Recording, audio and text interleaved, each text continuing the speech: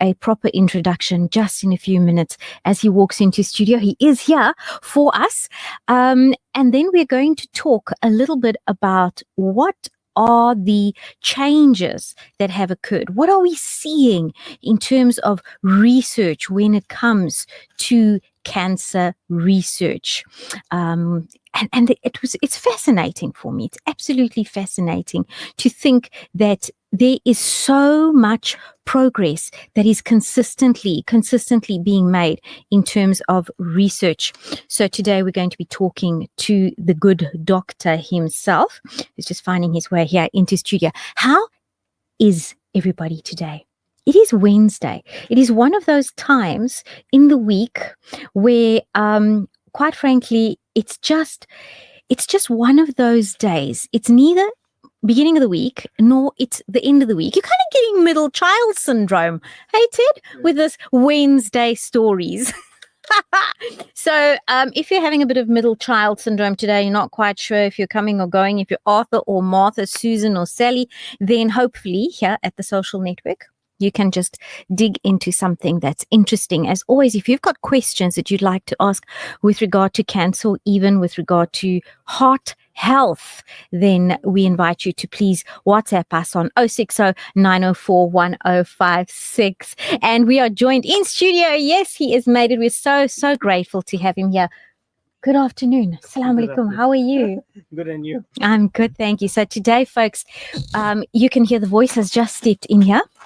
And we're honored to welcome this true pioneer in non-invasive healthcare, and that is Dr. Rakesh Mohanlal. Did I say that right? That's right. Mohanlal, right. Now, he's not only South Africa's first doctor of clinical technology, specializing in cardiovascular perfusion, but he's also internationally recognized for helping patients to recover, often when all other treatments have failed. This is just the kind of person we need here to give us all the answers that we need and more, and help us to ask the right questions, because sometimes we don't have the answers, right, doctor? Sometimes we don't have the answers, but we do need to keep asking the right questions. That's so true.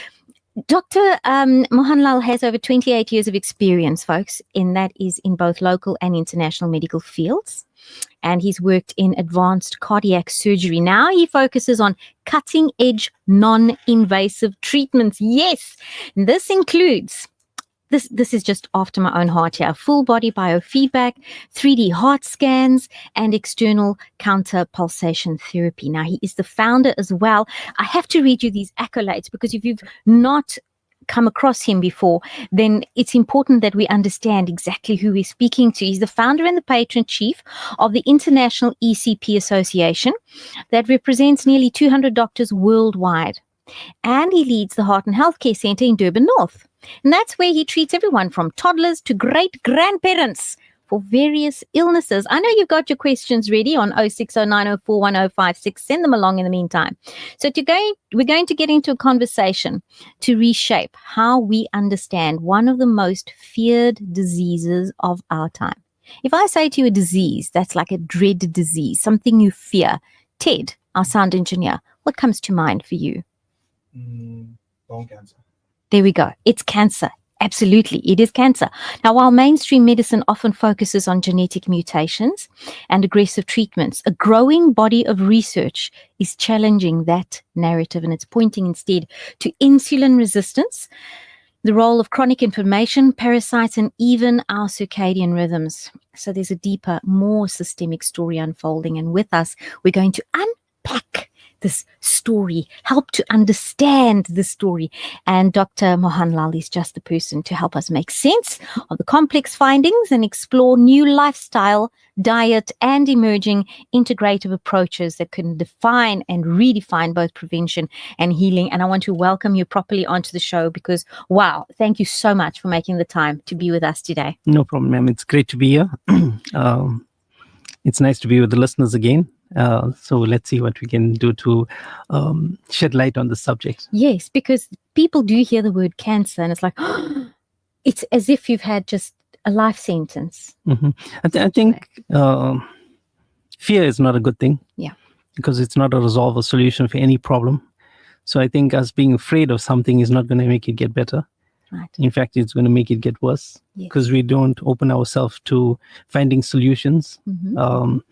It's like somebody is giving you bad news, and such bad news that you're never going to recover as soon as the word cancer comes up. Yeah. People are so afraid of it and have been made so afraid of it because I think it's basically the way we've been handling it over the last few years or last few decades that has made this such a dreaded disease.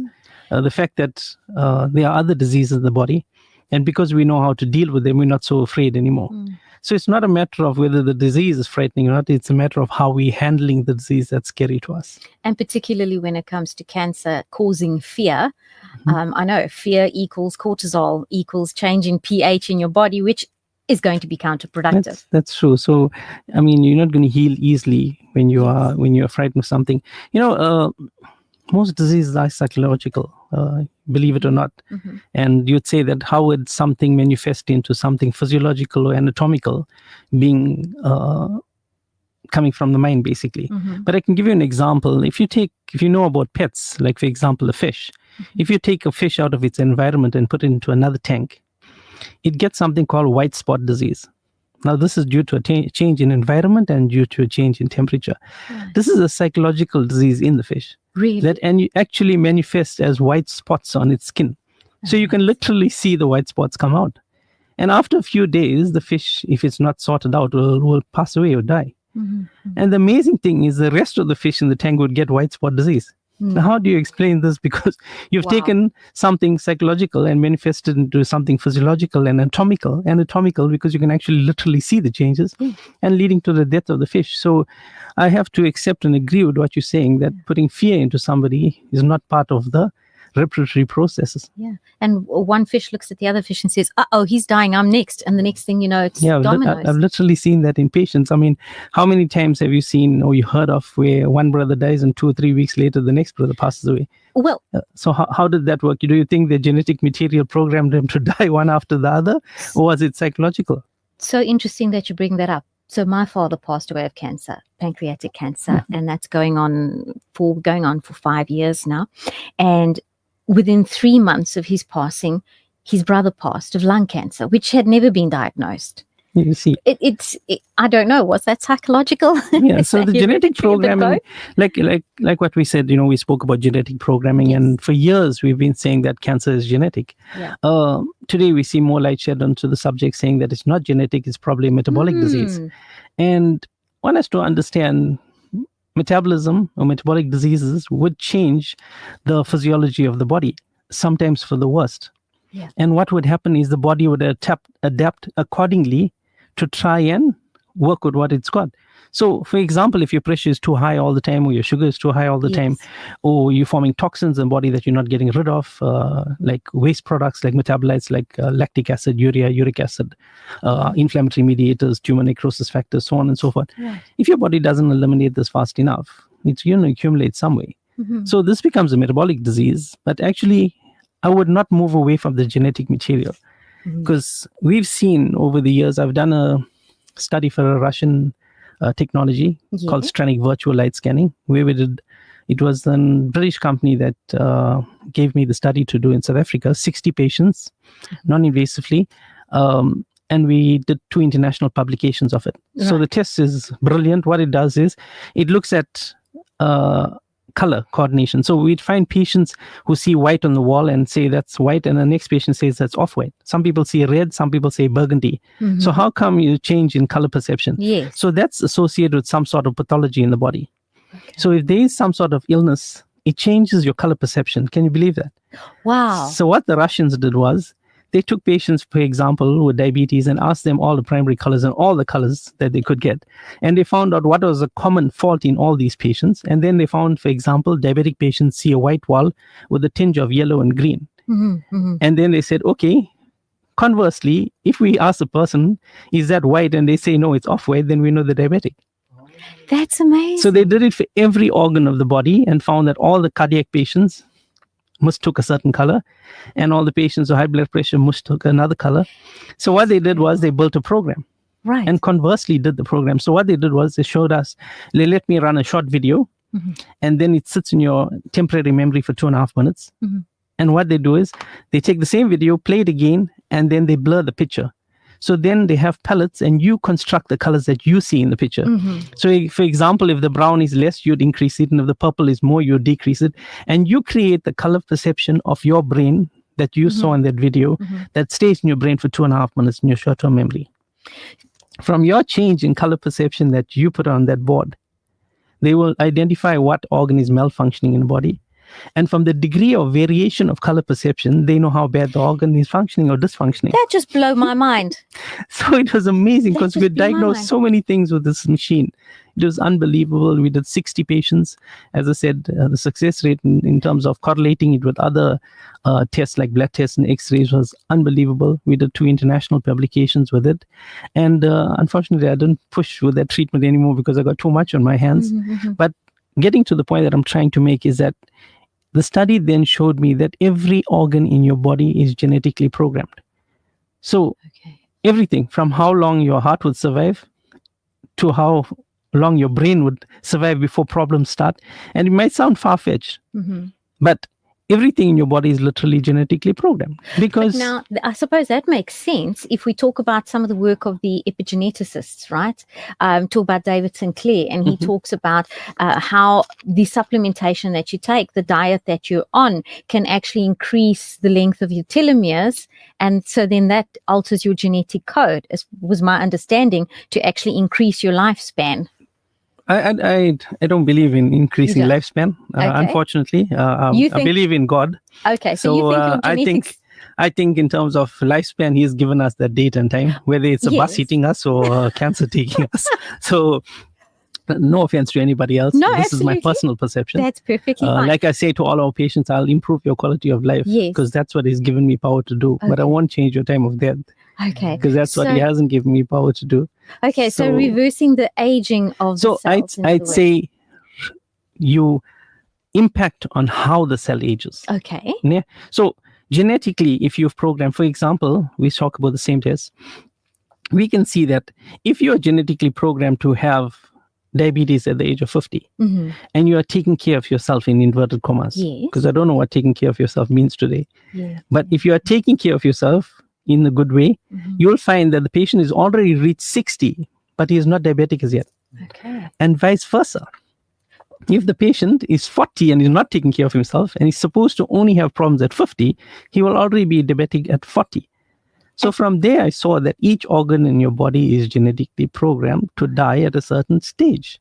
Right. See, one can argue, oh, but I don't believe. I mean, I had a patient recently saying, I don't believe in genetic programming. Mm-hmm. So I asked her, okay, so whose color of skin is that you're wearing at the moment? Yeah, yeah. Did somebody look like you in the family in terms of color? Mm-hmm. You're my mother, or my mom. Okay, and your eyes, who has that color eyes? My dad. And your hair and your shape of your nose and your ear. So everything on the outside is genetically programmed. Mm-hmm. Do you think the inside is not? Right. But you're saying that if it's genetically programmed, and what I'm understanding is that if we are genetically programmed when it comes to life duration or whether it comes to disease, Mhm. propensity for disease, if we were aware of what diseases might be in our bloodline and we were to take some sort of a test, would we be able to then put ourselves onto, as you say, the good lifestyle appropriate to avoid Well, that? that's a very fair question. Because I'm like, how do you it's jump on the Because system? it's Yeah. like you're saying, you know what, so now I've been genetically defined, Yeah. so now I'm going to die. That's it. What should I do? Should I Yeah. not do anything? Well, that's a very good question. Nice way to put it. Well, currently we use a technology called biofeedback scanning. Yes. Biofeedback is taking the information from your body. So we can check your genetic programming in that way. Mhm. And then we can evaluate every organ and every system in the body to see how it's functioning. Is that like quantum It's- resonance? Similar to quantum resonance, but it's biofeedback. Quantum resonance is looking at the electromagnetic field in your Mhm, body mhm. and looking at weakness and changes in the electromagnetic field. We do that as well. Mhm. But biofeedback is literally how your brain functions. Right. If you want to understand how great your maker is, try to understand the concept of how your brain functions. Absolutely. Because in any millisecond, well, millisecond is a big word even for that. In every fraction of a millisecond, your brain sends signals to every nerve in your body, literally, Right. to identify how it's doing. whether your hand can be crossed and not have pain, whether your head should shake and not fall off your shoulders, whether you should adjust your spine so that Checking my neck it can now. reset, yeah? Whether your Yes. spine can be adjusted or should be adjusted to make you comfortable, what you should say, how you should say it, when should you shake your head. Can you imagine all those things are being done simultaneously in every fraction of a millisecond? So if something One touches your supercomputer. finger and something touches your brain simultaneously, it would know and adjust accordingly. Mhm, mhm. So can you imagine how advanced the brain is to do this? So when it's sending out signals, there's millions of signals that's been sent through a nerve and received by the brain. And while that set is going, the next million and next million and next million is continuously going and coming back. And decisions are made. For you to sit at home and even listen to me and not fall off a chair, there's millions of signals that have been gone out, came back, deciphered whether this person is talking nonsense or not before you start shaking your head. And that's even before you start to interpret what you're actually saying. So before you're even thinking, okay, this is what he's saying. Oh my goodness, there's this, and your mind is then processing all of these other thoughts. You've got your own physiology. That's true. That your brain is trying to handle. So by that happening, that will tell you how advanced the brain is. So our machine actually uses the same technology as the brain to hack into the brain, to send signals to every part of your body, receive the information, and make a screening or diagnosis based on the information it received. But remember, our machine is millions and millions of times slower than your brain, because we can only test one organ at a time, whereas your brain can do all one simultaneously. So there's still a lot of room for growth and development. But to come back to the question, when in terms of metabolic health and cancer, then how does the fact, so if studies suggest that cancer is more linked to metabolic dysfunction, how does that influence cancer prevention or treatment? You've mentioned one of the things which I would assume is early detection, because you have this machine. But how else might it influence? Are there precursors that we think may lead to cancer, for instance? Well, one is your lifestyle as well. You should look at everything in totality. Right. So basically, from the way you live, to the way you sleep, to the way you breathe, to the type of work you do, your exposure to chemicals, toxins in the environment that you work in, vaccines, COVID itself, different illnesses. All these things play a role in what happens to your body. So cancer is basically where some part of your body is not functioning optimally because it cannot work well in the environment that it's put in. So it's like prisoners, for example, but good prisoners. Right. Prisoners that have been subjected, prisoners themselves, if you go back into their life, you'll find that sometime they've been subjected to some sort of hardship for them to become prisoners in the first place. We can criticize them, but we have not grown up in the environment they have. Yeah. So the environment toughened the person who did everything he can do to survive, which led him to become a criminal, which then society took and put into a jail. And that jail has been encapsulated so that he cannot come back into society. Right.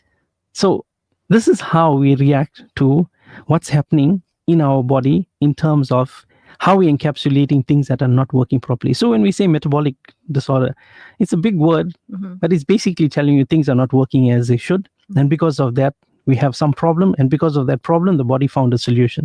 And that's the tumor that was formed because of it. Okay. Would you say that there is a link just between, because gut health is obviously the center of our immune system. Would you say that gut health also is playing a role in whether we develop cancer? And would you say that everybody develops cancer at some point or not really? Look, the word cancer, when we talk about it in layman's terms, we're thinking of a tumor. Okay. It's actually accumulation of abnormal cells, right? Whether it's encapsulated or not. Yes. So when the body is subjected to stress, it's going to react accordingly. So when you are saying that, just repeat that last part. That you. If the gut health is So if you're saying that, if you're asking at least if the gut health impacts on the formation of cancer cells, that's a big yes. Okay. Because the gut is the most important thing in the body, literally. Yeah. The old people used to say, the way to a man's heart is through his belly. The gut, the heart, and the brain. Hey, those three key things. But look at the sequence of how you mentioned it. The gut, the heart, the brain. Yeah. So the gut came first. Yes. So what you put into yourself will cause problems. How your body digests it will cause problems. What you take from what you digest will cause problems.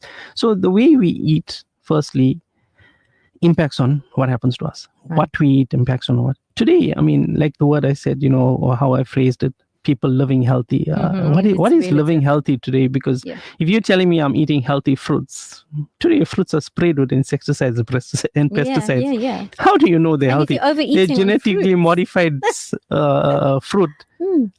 How can that be good for you? So you're saying you're eating fruit and you're living healthy. Unfortunately, because of the type of fruit you've been given as compared to what your forefathers have been given, you are now putting the body under stress just by consuming something that's supposed to be good for you.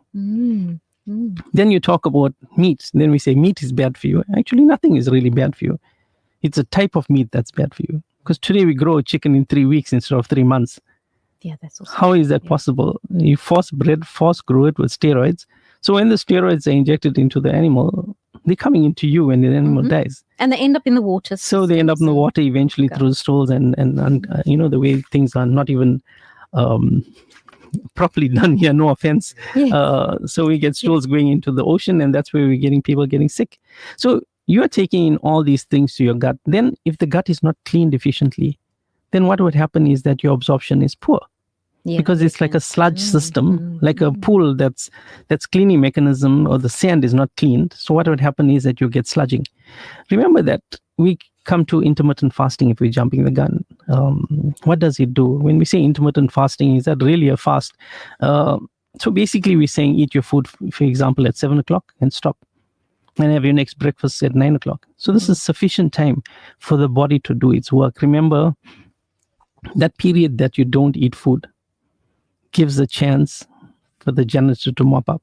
Yes. So I actually do intermittent fasting. I love intermittent fasting. So my latest meal is 7 o'clock in the evening, and then I eat again only at lunchtime. So that'll be at 12 or at 1 o'clock in the afternoon. Going too long without a meal is also not a good thing. So I have to say, I just don't get hungry though. Because I'm quite low on the carbohydrates. Okay. So that's good. You got fat to basically keep yourself going. Yeah. But remember, with time, a camel develops a hump on its back because it doesn't get food on time. I know horse doesn't. You've got to carb cycle at some point. So everything in moderation, and that's what works. Yeah? Everything in moderation, including so moderation. When we're talking about ketosis and we're talking about the types of food you eat and intermittent fasting, it's important to give your body a chance to rest and recover.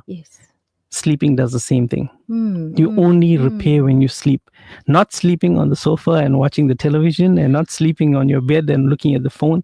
It's literally when there's no blue light, when your body shuts off. That's the only time it repairs. When we are treating patients during external counterpulsation, which is a treatment we do, which is a non-invasive treatment for cardiovascular disease, we always tell our patients, fall asleep, please. Because it is this phase of sleeping that actually speeds up the respiratory process. Does it work when you say fall asleep, please? Because it doesn't with me. I keep telling myself, 95% of our patients fall asleep on the treatment because it moves you from a sympathetic predominance, which is run by your autonomic nervous system, to a parasympathetic predominance, which actually puts you into repair mode. Wonderful. So you literally fall asleep even if you say you wouldn't fall asleep, even with the loud sound of the machine. So that gives us a chance for your body to repair, and when your body repairs, then you get better. So just like that, we are saying with food, if you keep away from food for a prolonged period of time, the janitor can clean the system, and it's ready for functioning for tomorrow. Do you know, I actually just suddenly glanced at the clock, and I cannot believe I have been so engrossed on everything you've said. Dear listeners, if you do want to contact us, as we've said before, it's 06090411056.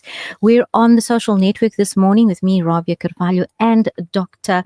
Mohanlal, Dr. Rakesh Mohanlal. So we're talking about cancer, and we've spoken a little bit about metabolic health and cancer, and we've spoken, you've just mentioned about, eating a healthy diet and the importance of gut health. You mentioned about psychological health, of course, avoiding the fear when one speaks about cancer or generally. So there's so much to unpack in this. But let's talk then about the great white, which for me is the sugar. The sugar intake and cancer risk. Is there a correlation? Does it really reduce our immune system so drastically? Talk to us about sugar.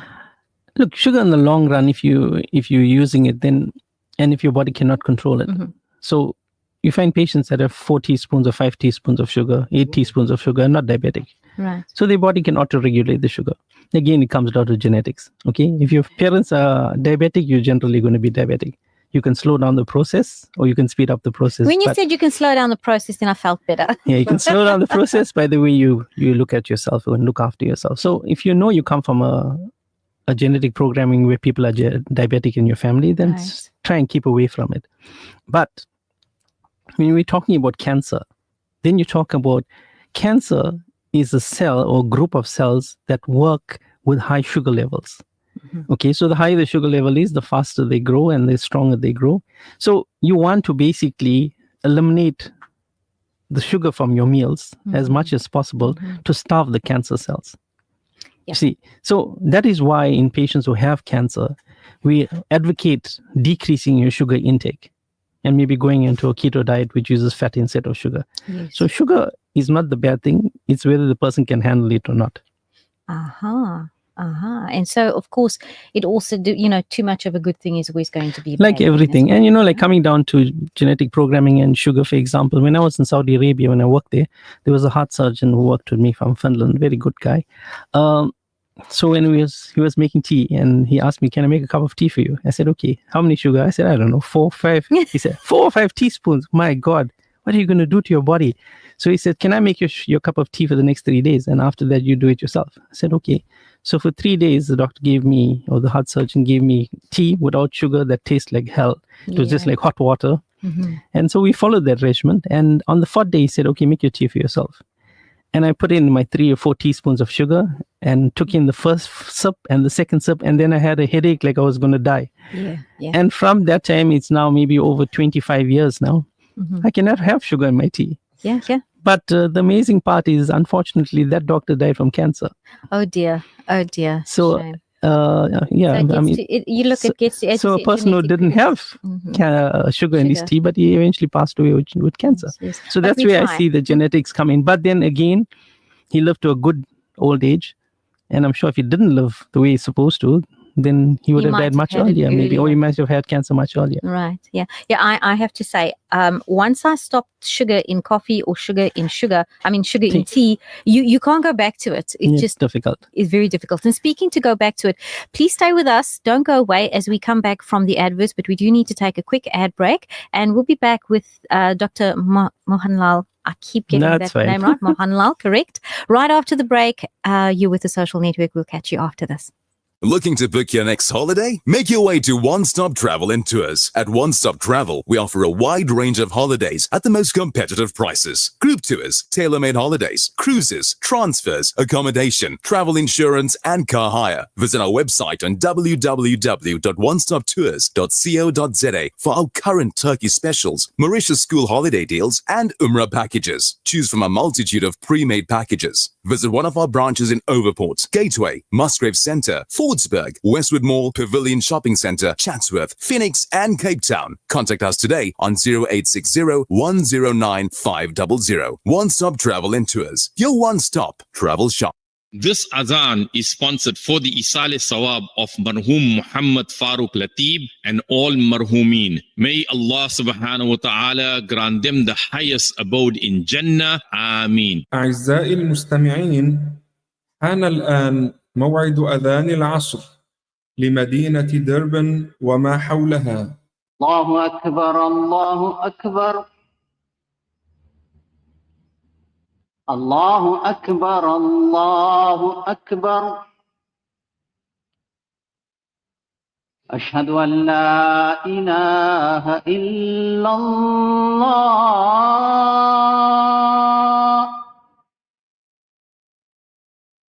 أشهد أن لا إله إلا الله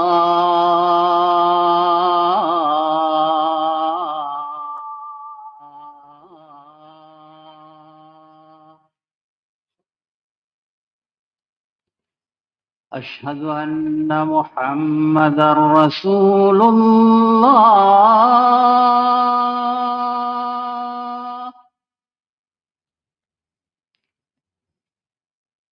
أشهد أن محمدا رسول الله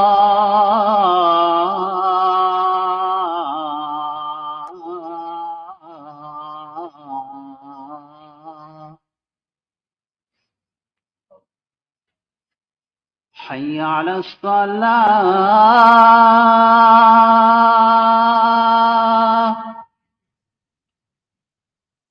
حي على الصلاة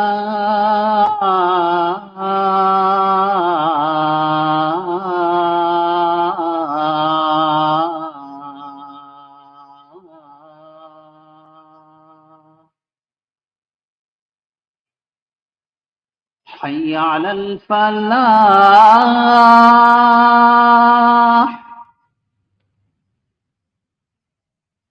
حي على الفلاح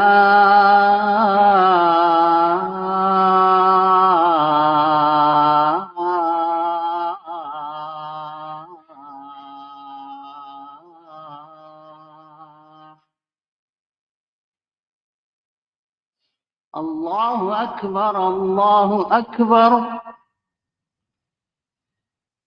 لا إله إلا الله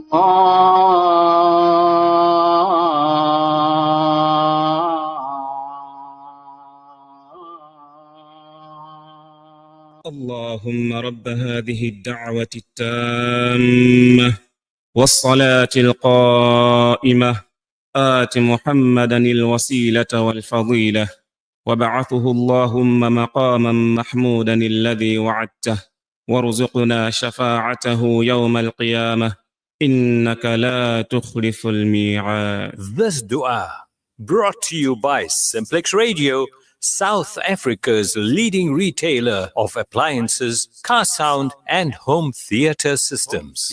The surahs after Adhan are brought to you by King Farm. Contact us today for all your Qurbani requirements from slaughter to distribution. 10 Georgedale Road, Cato Ridge. King Farm is part of the Phoenix Group of Companies.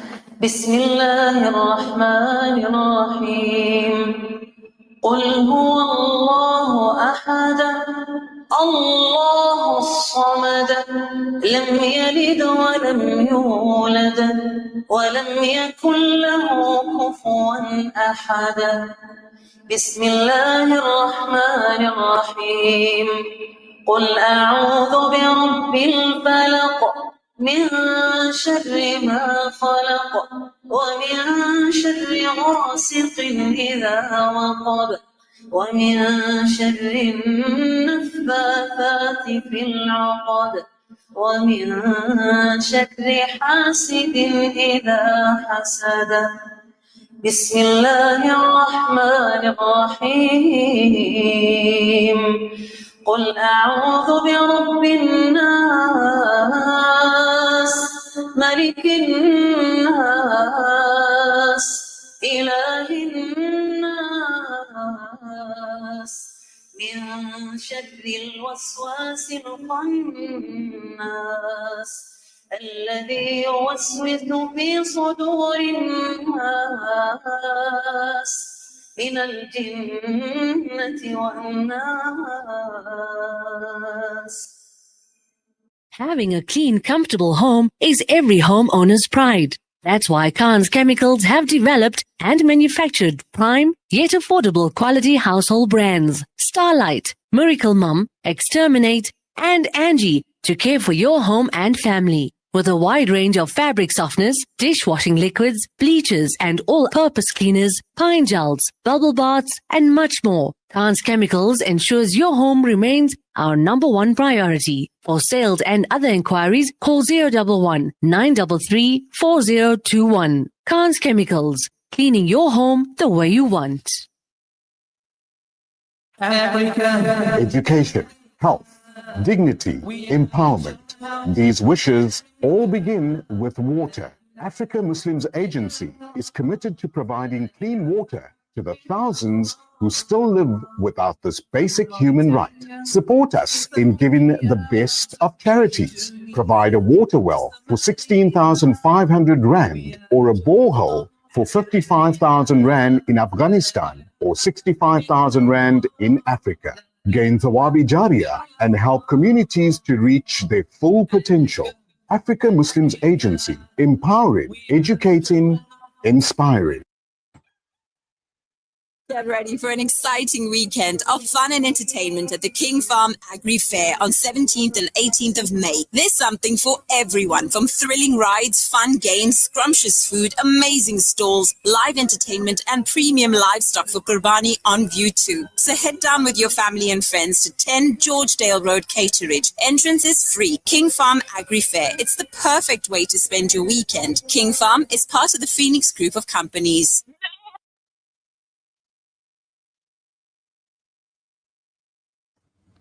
You're back with the Social Network. I'm Rabia Kadvali and I'm standing in for Brother Zahir Bassa, who is on leave this week, and we wish him well and hope he's having a super good time.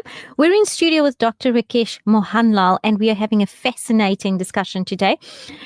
Just to remind you all, he leads the Heart and Healthcare Centre in Durban North and he's the founder and patron chief of the International ECP Association. The accreditations are just so long and there are so many questions that we want to ask him. We're talking about the subject of cancer. We've spoken a little bit about, the fear around it and the importance of psychological or mental positivity, I suppose, or good health if you are addressing something like cancer, and it is better to know than to not know. We touched on metabolic health, and now we spoke a little bit about sugar intake and cancer risk. But so I heard something on a few different videos to do with biopsies, and I thought if there's anyone that will know the answer to this, it would be you, doctor. The suggestion is that in doing a biopsy, there is a risk of spreading some of these mutated cells through the body, through the line of insertion of the needle. Any credence to that? Any truth to it? Like we said, we spoke about prisoners. Yes. If you have abnormal cells in the body, what the body would do is it'll encapsulate it to prevent it from interfering with the rest of the body till the body finds a way to get rid of it. So those cells can be actual abnormally functioning cells, which are cancer cells. Or they can be parasites that are sitting in the body that's actually being encapsulated by the body that we could interpret as that's a cancer. So we use a needle to puncture the capsule to remove a piece of tissue and to test it to see if it's cancer or not. This is called a biopsy. Yes. Yeah. So we spoke about the prisoner. So can you imagine a prisoner or prison that has all these prisoners in it, and a person who has never seen a prison before, and he wants to know what's inside, and then he breaks one of the walls to check and takes a sample of one of the prisoners and goes away. What do you think happens to that break in the hole in the wall after he leaves? He's leaving a hole in the wall. The other prisoners could leave. See, so this is the problem with biopsying tissue. Because one, if it was parasites, then you have now allowed them to come out because they've been encapsulated by the body. You have allowed them to come out and then infect the rest of the tissue. Or if it was abnormal functioning cells, which is called cancer cells, they would come out and proliferate into the rest of the body or metastasize into the rest of the body. So this is the disadvantage of using biopsies in patients. And that's where we see patients coming for the biofeedback scan, where it's non-invasive, for us to then identify if there is any form of cancer or not before we start poking things that we are not supposed to in such early stages. We've done so many patients with the biofeedback where we found stomach cancer, esophageal cancer, cancer in the lungs. And to confirm our findings, we sent them for x-rays and blood tests, and they came back positive. So far, every patient that we diagnosed with cancer on the machine, we found that after the following tests, they were positive. So that's the sad thing to find. But coming down to biopsies, I think it should be left as a last resort. Okay. You need to understand the I know in Europe first. it's certainly the first resort. In Europe it's the first resort. I mean, I know from my dad, from my mom, but uncles, all of those, it's always like, oh, we think you've got something, we've taken an x-ray, there's some sort of a lump, let's go in there and find out what it is. Yeah. And they go adventuring in with the And then you find the patient getting sick even further after that. Correct. Look, as I said, you should go minimally invasive or non-invasive first. The x-rays would also work well. There's a degree of radiation, obviously. MRI more expensive, but the x-rays and the PET scans and stuff are slightly cheaper. Right. They would help you to identify if there's some sort of cancer, but the exposure to radiation is always long-term. It has a problem and cancer causing.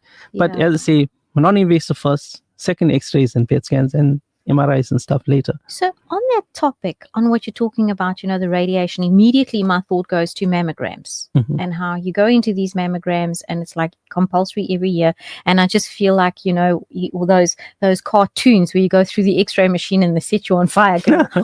Every time you expose yourself to some sort of radiation, you're exposing yourself to some sort of damage to the body. And with biofeedback, there's no damage, there's no radiation. So that's the safe part.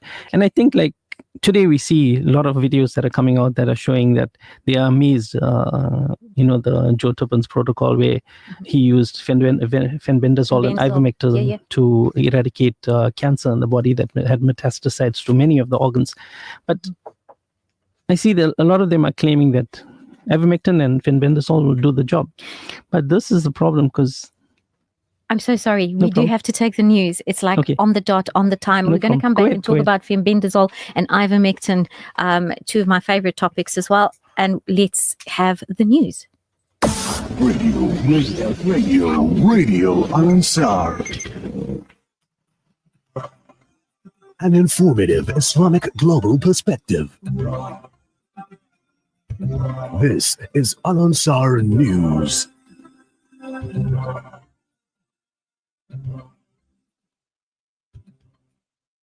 Breaking news this hour, the 14th of May, the news from Durban 90.4 FM, Pietermaritzburg 105.6 FM. Local media says a Durban teenager is arrested for false rape claim. America Monina. A Durban teenager who was arrested for opening what the police believe to be a false case of rape and kidnapping has been released on bail. Authorities say the 18-year-old girl reported the incident earlier this month. She claimed she had been at a party in Waterloo when one of her friends requested a e-hailing cab to take them home. KwaZulu-Natal police spokesperson Robert Netruander says the teenager claimed the driver took them instead to Durban, where she was forced to take drugs, assaulted, and sexually molested. The complainant later confessed that she lied because she was afraid her mother and the community will embarrass her. The woman was duly arrested and charged. She appeared in the Verulam Magistrate Court earlier in the week and was released on bail. The Provincial Police Commissioner, KwaZulu-Natal, General Kwanazi, sent a strong message to people who report false cases, saying that the police will ensure that they face the consequences of their malicious actions. More news. A small group of Afrikaners seeking refuge in the U.S. has arrived. They were granted refugee status based on disinformation about white genocide and land grabs. It comes as President Donald Trump and President Ramaphosa are set to meet at the White House in Washington next week. The meeting also comes ahead of the G20 summit, which Trump says he may not attend. Trump has this to say ahead of meeting with President Ramaphosa. Now, South Africa leadership is coming to see me, I understand, sometime next week. And, we're supposed to have a G20 meeting there or something. But we're having a G20 meeting. I don't know how we can go unless that situation's taken care of. But it's a genocide that's taking place that you people don't want to write about. But it's a terrible thing that's taking place. And farmers are being killed. They happen to be white. But whether they're white or black makes no difference to me. But white farmers are being brutally killed, and their land is being confiscated in South Africa. And the newspapers and the media, television media, doesn't even talk about it. If it were the other way around, they talk about it. That would be the only story they talk about. More news. Electricity Minister Kosiento Ramakopa says they have failed to keep maintenance down. He says this is one of the reasons for stage 2 load shedding. Power cuts will continue until tomorrow during peak periods. Ramakopa has this to say. So the reason why we're here today is primarily because that promise of making sure that that plant maintenance comes down to below 5,000, we have not been able to fulfill it. So essentially, we've experienced what in technical terms we call outage sleep. So outage sleeps really simply means that there's a promise. Just imagine you take your car to a dealership for a service and they tell you that bring it in the morning and then you'll have it available in the afternoon at 5. And then at 5 you go, they tell you, sorry, we are not there ready. Please come tomorrow. You go tomorrow, says, please, we are still not ready. Please come the other day. Of course, we have made the necessary arrangements. When they told you that they need it for the day, and then you can come fetch it close of business. You can do interim arrangements, how you drop kids at home, how you fetch them. I'm using that as an illustration. Of course, in this instance, we have failed to meet that promise. Your international story: Israeli military has carried out an attack in Lebanon's southern province of Nabatea, killing at least one person in the latest blatant violation of shaky ceasefire agreement. International media reported that Israeli drone fired 2 guided missiles at a vehicle at the entrance of Wadi al-Hujir Valley. The strike set ablaze a vehicle and claimed the lives of many occupants. Separately, an Israeli unnamed aerial vehicle experienced a technical glitch and crashed into a residential building in Sheba region on the southern tip of Lebanon. The crash caused material damage at the site, though there were no immediate reports of casualties. Financial indicators ran to the dollar 18 rands 26, the euro 20 rands 51, and the British pound is 24 rands 33 cents. Your weather: 25 degrees. A quick reminder of our top story: a Durban teenager who was arrested for opening what the police believe to be false case of rape and kidnapping has been released on bail. That's the news. We now cross over to Pietermaritzburg. Making news in Pietermaritzburg on 105.6 FM. Pietermaritzburg man appears in court for alleged rape of a 10-year-old girl. Good afternoon. I am Huda Ahmed. A Mozambican national appeared at the Pietermaritzburg Magistrates Court on Tuesday, charged with raping a 10-year-old girl in Harneyville, Copesville. The alleged incidents occurred between October and this month. The man was arrested by the Mountain Rise police station on Sunday after the child's mother reported the case. He remains in custody and the case has been postponed for further investigation. And in other news, in Newcastle, the area between the Hardwick Street Bridge has become a makeshift shelter for homeless individuals, leading to concerns about safety and sanitation. Trolleys and debris lie scattered beneath a tree atop the bridge, mere stops from the roadway where a small red sign dangles. Residents have raised alarms over the growing number of people seeking refuge under the bridge, citing potential health risks and the need for comprehensive social interventions. Taking a look at temperatures, Pietermaritzburg is currently at 21 degrees. For Al Ansar News, this is Huda Ahmed. Looking to book your next holiday? Make your way to One Stop Travel and Tours. At One Stop Travel, we offer a wide range of holidays at the most competitive prices. Group tours, tailor-made holidays, cruises, transfers, accommodation, travel insurance, and car hire. Visit our website on www.onestoptours.co.za for our current Turkey specials, Mauritius school holiday deals, and Umrah packages. Choose from a multitude of pre-made packages. Visit one of our branches in Overport, Gateway, Musgrave Centre, Fordsburg, Westwood Mall, Pavilion Shopping Centre, Chatsworth, Phoenix, and Cape Town. Contact us today on 0860 109 500. One Stop Travel and Tours, your one-stop travel shop. The views and opinions expressed by the guests and presenters of Radio Al Ansar are not necessarily the views and opinions of Radio Al Ansar and the Al Ansar Foundation. Kruger Rands are a timeless investment. Every day, thousands trust Issa Bullion to buy, store, and sell them effortlessly. With 16 years of global expertise, we make gold trading simple. Trade 24/5 from anywhere on our user-friendly platform, a first for South Africa. Each Kruger Rand is fully insured and stored in high-security vaults. Enjoy competitive pricing and guaranteed buyback. Issa Bullion, built on trust, driven by expertise, focused on your future. Visit isabullion.co.za today. Looking to book your next holiday? Make your way to One Stop Travel and Tours. At One Stop Travel, we offer a wide range of holidays at the most competitive prices. Group tours, tailor-made holidays, cruises, transfers, accommodation, travel insurance, and car hire. Visit our website on www.onestoptours.co.za for our current Turkey specials, Mauritius school holiday deals, and Umrah packages. Choose from a multitude of pre-made packages. Visit one of our branches in Overport, Gateway, Musgrave Centre, Fordsburg, Westwood Mall, Pavilion Shopping Centre, Chatsworth, Phoenix and Cape Town. Contact us today on 0860 109 500. One-stop travel and tours. Your one-stop travel shop. It's official. Checkers Foods Kawi Park is our first food store with a halal butchery, bakery and deli certified by NIHT, the National Independent Halal Trust. This will ensure high standards and ethical practices across our butchery, bakery and deli from farm to table.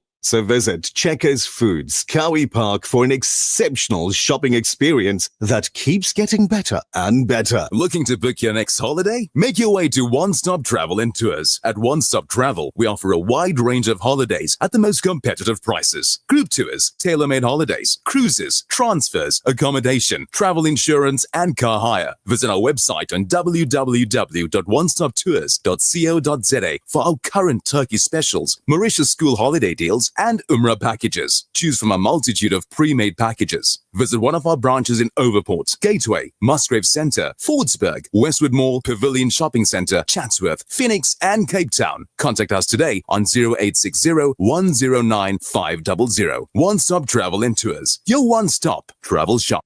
With 49 years of experience in the motoring industry, Metro Car Sales has been proudly serving you since 1976. Need a great deal on your next car? We've got you covered. We offer in-house finance arranged in 1 hour. So, what are you waiting for? Call us now on 033 3942 595. Visit us today at number 1 Boshoff Street, Pietermaritzburg. You can also check out our amazing deals online at www.metrocars.co.za. Metro Car Sales, your number 1 dealer in wheels. Looking to book your next holiday? Make your way to One Stop Travel and Tours. At One Stop Travel, we offer a wide range of holidays at the most competitive prices. Group tours, tailor-made holidays, cruises, transfers, accommodation, travel insurance, and car hire. Visit our website on www.onestoptours.co.za for our current Turkey specials, Mauritius school holiday deals, and Umrah packages. Choose from a multitude of pre-made packages. Visit one of our branches in Overport, Gateway, Musgrave Centre, Fordsburg, Westwood Mall, Pavilion Shopping Centre, Chatsworth, Phoenix and Cape Town. Contact us today on 0860 109 500. One-stop travel and tours. Your one-stop travel shop.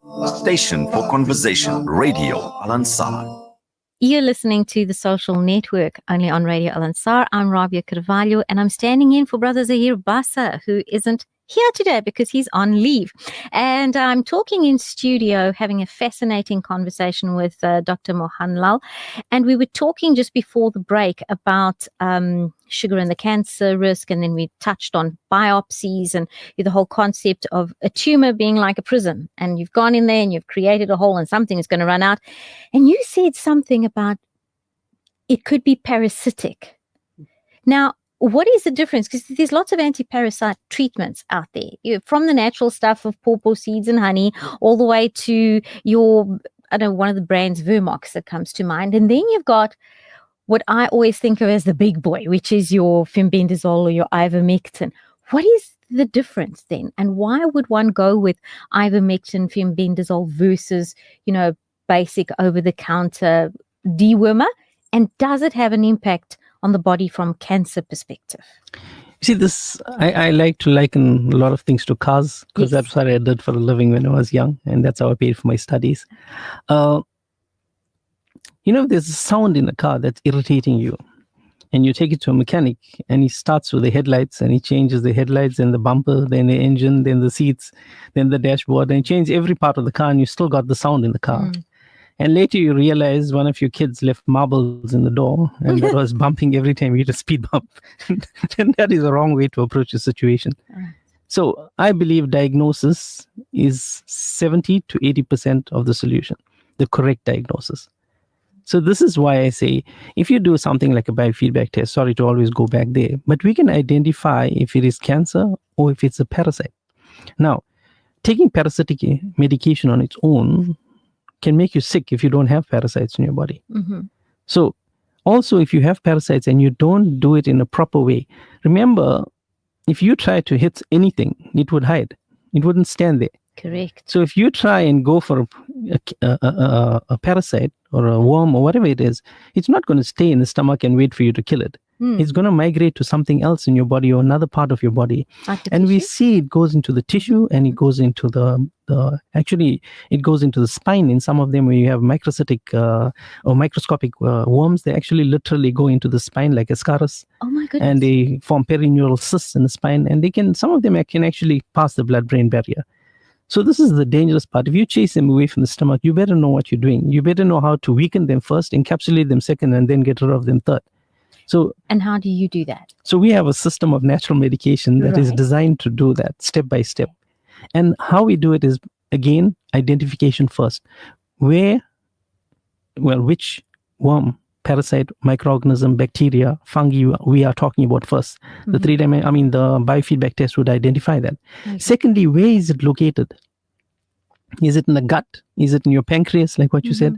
Is it sitting in your duodenum? Is it sitting in your large intestines? Our machine literally shows you where it is sitting, what is the name of the worm, how long you've got it there. Oh my goodness. So, and then we have the way of eradicating them. So again, when it comes to cancer, we'll be identifying whether that tumor is full of a worm or it's actually cancerous cells. And I don't know if you've seen, they had a video on CNN, if I'm not mistaken, where a lady was found with a so-called cancer on the liver. X-ray and MRI showed that. And when they removed the cancer, it was the size of a grapefruit. Wow. In the liver. And when they removed it and they biopsied it and took a sample and put it into a lab, they phoned her back and said, we have good news for you. It actually wasn't cancer, but the bad news is actually tapeworm. Oh my goodness. So can you see how the body encapsulated the tapeworm, kept it in the liver until it found a way to get rid of it, but then we obviously intervened and got rid of it surgically. But can you see, if we get rid of it, we need to know what we're getting rid of, where it's located, then get rid of it, whether it should be surgically removed or using natural medication. And remember, a lot of times in the old days, our forefathers always used things to get rid of worms. They took worms syrup all the time. Every time you're on holiday, you'd have castor oil, you have Epsom salt. We find Epsom salt actually detoxifies everything in the body, from your liver, spleen, pancreas. So cleaning yourself all the time is very important, and we have the natural medications to do that. So I know a lot of us will not want to take castor oil because of its taste and Epsom salt because of its taste, although it's good for you. And remember, now you don't have your father or mom with a stick there trying to force you to take it. You're an adult. Your interpretation is, I'm going to the toilet every day. Why do I need a laxative? But the laxative, when we talk about Epsom salt, is not for your stomach alone. It cleans out everything else. You see, this is what we don't understand. And that's why we need all these natural medications as supplements. So the medication we have don't taste so bad.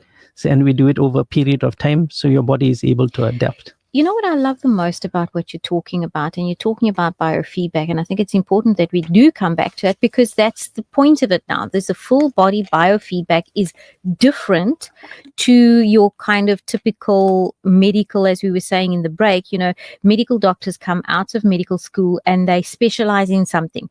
The GPs typically are not getting enough of a lot of different things because it's so overwhelming. There's so much information. And then the specialists are getting too much of one thing, but then they lack the understanding of how everything works together. And now I understand when you say you used to work with cars, because cars, you have to have an understanding of the whole system. So, it's just, I like to also use took it from there and said, right, from the cars, let's look at the body as this machine. Well, I like to use the analogy also of people based on their job. Like, for example, if you had to go to a carpenter and you ask him to make a coffee table, what would he make it of? He'd make it of wood. And an ironmonger of iron. And the guy deals with glass. Yes. Can you see? Yeah, so each person would make it based on what they do for a living. Right. But you need somebody else to come into the equation to see, are you close to the beach? Then using iron would not be a good idea. Do you have small grandkids or kids? Then using glass is not that great an idea. You have an area where the neighbors have Boris in the ceiling. Then using solid wood is not a good idea.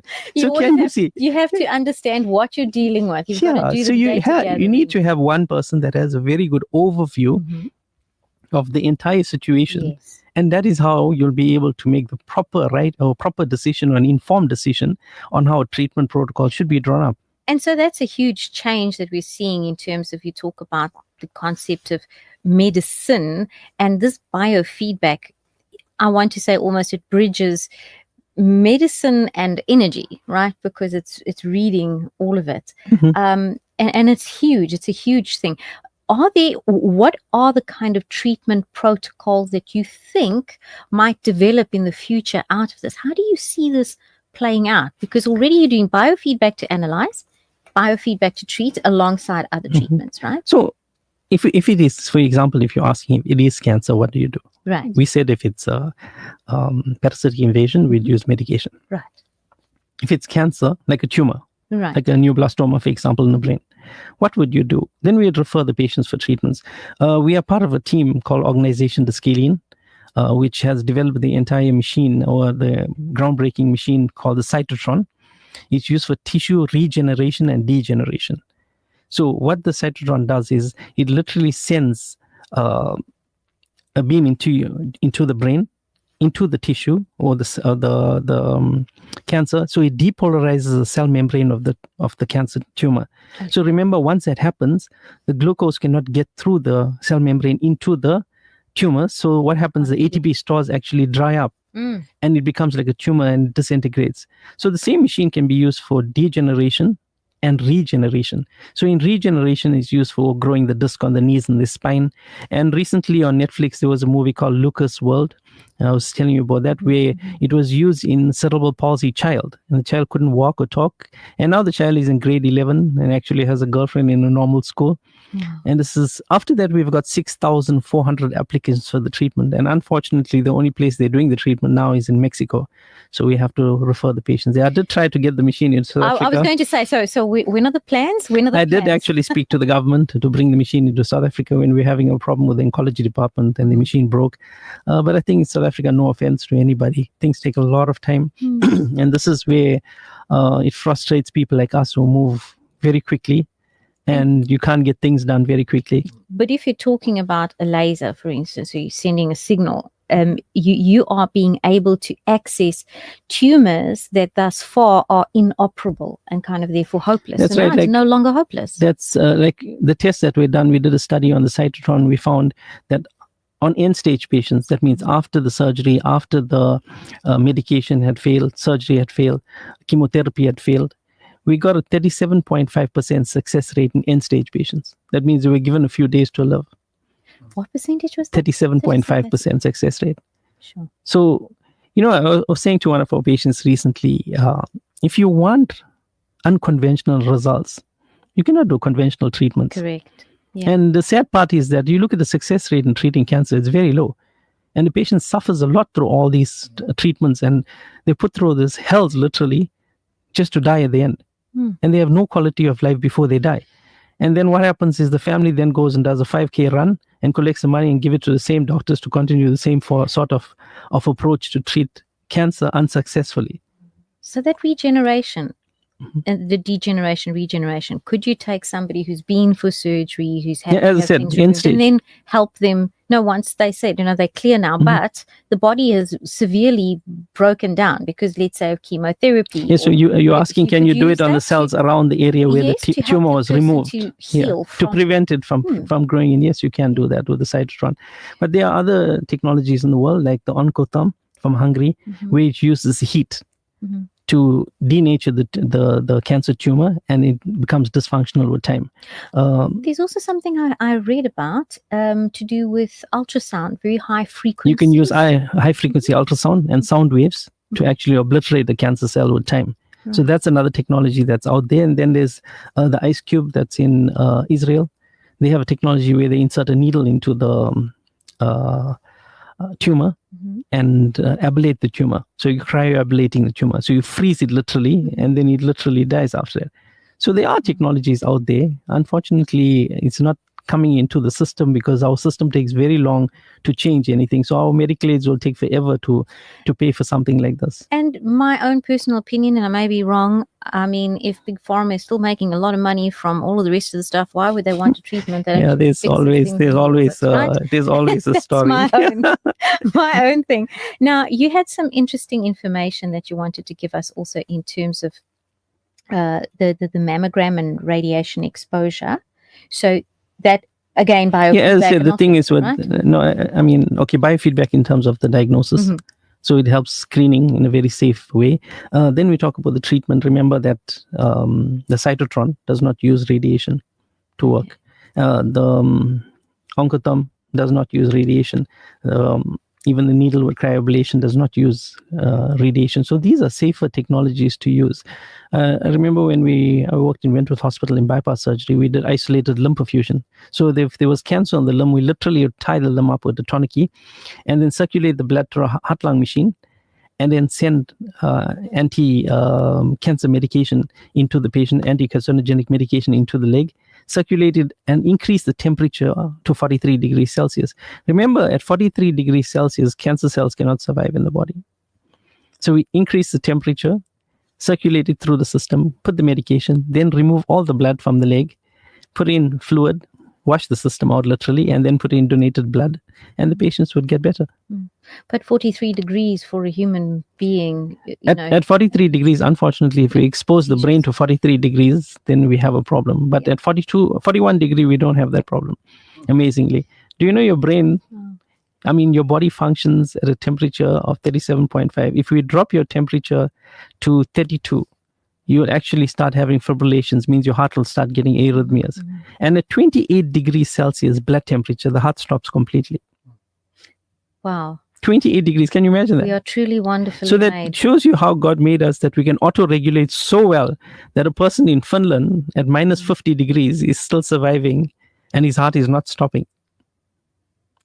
So this is the amazing part. And then we're talking about stuff like foods, these, if that's what you want to go into. Foods are very important. Greens are very important. We leave that out of our life today. And this is why we're having a lot of problems. Because All the bitter stuff that's so good for us. yeah, because remember your greens in terms of spinach, cauliflower, cabbage, they might not have as much nutritional value as meat, for example, but they have the ability to detox quickly. Absolutely. And they are high in probiotics and microbiomes. And these are the things that keep your gut healthy. Remember, the microbiomes and probiotics are your guards. They literally prevent cancer if you're looking at it. Yeah. Because even with urinary tract infection, which is very common, especially in females, if your probiotics drop, your chance of UTI is high. Much higher, absolutely. And so many doctors don't give a probiotic when they give an antibiotic. I'm like, why Yeah, not? so you have to balance it out. So UTI is very common amongst females, and simple thing like sorting that out by using probiotics and eating veg to increase the microbiomes will stop that. And then also we talk about the body's acidity. If the body is very acidic, the body doesn't function optimally because human beings don't like an acidic environment. We like an alkaline environment. So it's important to check your pH. Well, our machine can actually check your pH literally and can see if you're acidic or not. And then we can correct it with medication. Well, we could talk the hind leg of a donkey because there is so much to say here. And you're talking about greens. I just want to say, how the importance of fiber, and we overlook it, and how fiber can also offset the damage, so to speak, or balance out the sugars, the sugar impact on the body. And people just don't see it as important. It's just like, don't eat your veg. It doesn't really matter. Yeah, fiber is actually like a scrubbing brush. When it gets into the system, it actually cleans the lining of the gut. Yes, and then if you have all the fiber, but you don't have the water, then you've got a hard soap. So we need So to it have has, and you need your protein as well, because then you Well, won't have the vitamins that you require. It's absolutely amazing. I want to ask in closing, if you could give us some contact details, if anybody does want to contact you, either know more or maybe just experience some of the treatments or whatever that you're offering. Okay, our center is in Durban North, just off Broadway. Our landline number is 031 563 0419. So it's 031 563 0419. You can go onto our website. It's called www.counterpulsation.co.za. And if you want to see the cytotron machines and so on, you can go on to www.scalensa.com. That's SCALE SA.com. Well, I just want to say thank you so much. It's really been a privilege, and I'm so grateful that I was able to do the show today because I got to listen to everything that you're saying, and it's been truly fascinating. I think what you're doing has a huge impact, not just from a medical perspective, but in actually changing protocols, changing treatment, changing assessments. That's absolutely amazing. I want to wish you, as I'm sure from all of Al Ansar, I want to wish you every success, continued success in what you're doing, because you're literally changing lives and helping people to live healthier lives. So thank you so much Thank you for your and time. Thank you. And as I said, I'd like to say it's not from a medical perspective, it's from a healthcare perspective. Yes, correct. Yes. Because I don't work for the medical industry. Yes, I work for the health of the patient. Absolutely. I love that. I love that. And, being the difference that you can be in the world. Thank you so much. Thanks to listeners. Always nice to be on Al Ansar. Thank you so much. So, folks, that was it from the Social Network for today. You will be back on the Social Network tomorrow with some more lovely, interesting stuff for you. From me, Rabia Carvalho, and from my engineer, Ted, from the entire team here at Radio Al Ansar, and from the producer for the show, Muhammad Ayaz Kareem. Jazakallah so much for being with us, for spending this time with us. And remember, today is a beautiful day to be happy. Until we meet again on Sunday for Green Thumbs Up. Assalamu alaikum wa rahmatullahi wa barakatuh. Running a business is tough. Managing labor issues even tougher. That's where Viva Labor Consultants comes in. For 18 years, we've been South Africa's trusted partner in labor law compliance. From UIF to workmen's compensation and MIBCO registrations to CCMA hearings and trade union negotiations, we've got your back. Based in Durban, our team is ready to assist. Call Zunaid today for free consultation on 082-501-0012 or visit us at vivalaborconsultants.co.za. Viva Labor Consultants, your labor law experts, always by your side. The views and opinions expressed by the presenters and guests of Radio Al Ansar are not necessarily the views and opinions of Radio Al Ansar and the Al Ansar Foundation. We interrupt this program to bring you a special report. Here for the laughs, the love, and those good vibes only. Good vibes only. It's for him, Ted, and Bibi Amina. The afternoon jam just leveled up.